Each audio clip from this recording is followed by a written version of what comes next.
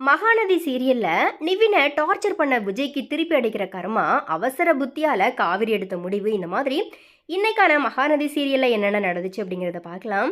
So அந்த வகையில் காவிரியோட குடும்பம் வீட்டை விட்டு கிளம்புது அப்படிங்கிறது தெரிஞ்சதும், விஜய் என்னுடைய பொண்டாட்டியை எங்கே கூட்டிகிட்டு போகிறீங்க, என்னோட பெர்மிஷன் இல்லாமல் என்னோட காவிரியை என்கிட்ட இருந்து நீங்கள் பிரிக்க முடியாது, காவிரியை நான் கூட்டிகிட்டு போகணும் அப்படிங்கிற மாதிரி காவிரியோட குடும்பத்தில் இருக்கிறவங்க கிட்ட எல்லாருமே விஜய் பார்த்தீங்கன்னா ஆர்ப்பாட்டம் பண்ணுறாரு. ஆனால் காவிரியினுடைய குடும்பம் விஜய் என்ன சொல்ல வராரு அப்படிங்கிறத காது கொடுத்து கூட கேட்க விரும்பலை. அதோட விஜயோட மனசில் காவிரி வந்துட்டாரு. ஓகே,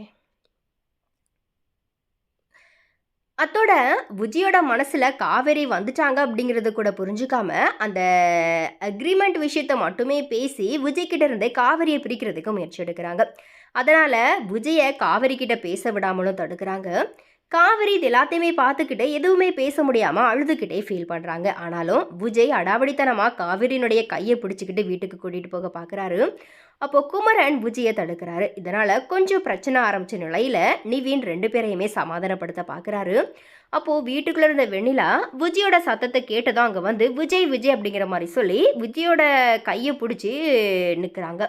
இதை பார்த்ததும் காவிரியினுடைய குடும்பத்தில் இருக்கிறவங்க, உன்னோட ஆசை காதலி வந்துட்டா போய் அவளோட குடும்பம் நடத்த எங்களை ஆள விடு அப்படிங்கிற மாதிரி சொல்லி வீட்டுக்குள்ளே போயிடுறாங்க.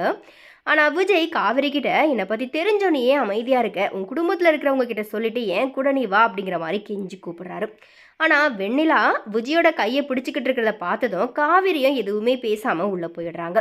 அதுக்கப்புறமா நிவின் அண்ட் விஜய் இருக்கும்போது விஜய் என்னை பழி வாங்குறதுக்கு அக்ரிமெண்ட் விஷயத்தை பற்றி போட்டு கொடுத்துட்டியா அப்படிங்கிற மாதிரி நிவினை பார்த்து கேட்குறாரு. அதுக்கு நிவின், நான் அப்படிப்பட்டவனும் இல்லை, அந்த கெட்ட புத்தியே எனக்கு கிடையாது, நீ அந்த அக்ரிமெண்ட் கல்யாணத்தை பற்றி என்கிட்ட சொன்னப்போ காவிரியையும் கூட சேர்த்து வைக்கிற அப்படிங்கிற மாதிரி வாக்கு கொடுத்தேன். அதை நான் டைரியில் நோட் பண்ணி வச்சுருந்தேன். அதை யமுனா பார்த்து என்னையே காவிரியும் வச்சு தப்பாக பேசினா, அதனால் வேறு வழி இல்லாமல் நான் இந்த அக்ரிமெண்ட் விஷயத்தை பற்றி சொல்லிட்டேன். யமுனா அதை அவளோட குடும்பத்தில் சொல்லிட்டா. ஆனால் உன் மனசுலையும் காவிரி இருக்கிறா, அதனால தான் நான் இடைஞ்சலாக வரக்கூடாது அப்படிங்கிற மாதிரி வலுக்கட்டாயமாக யமுனாவை என்னோட தலையில் நீ கட்டி வச்ச. அதை நான் புரிஞ்சுக்கிட்டு உன்னோட வாழ்க்கையிலிருந்து விலகியிருந்தேன். ஆனால் நீ இப்போது வெண்ணிலா வந்ததும் காவிரியை கழட்டி விட்டுட்ட அப்படிங்கிற மாதிரி சொல்லி, இதுதான் கர்மா திருப்பி அடிக்கிறது அப்படிங்கிறதுக்கு ஏற்ப விஜய் செஞ்ச டார்ச்சருக்கு சரியான பதிலடி கொடுத்துட்டாரு. இதனால் கோவத்தில் வீட்டுக்குள்ளே போன விஜய் தாத்தா பாட்டிக்கிட்ட, நான் எவ்வளோ கூட்டம் காவிரியும் கூட வரல, ஆனாலும் என்னை விட்டு போக மாட்டா அப்படிங்கிற மாதிரி பேசிக்கிட்டு இருக்கும்போது வெண்ணிலா விஜய் அப்படிங்கிற மாதிரி மறுபடியும் விஜயோட பக்கத்தில் வந்து நிற்கிறாங்க.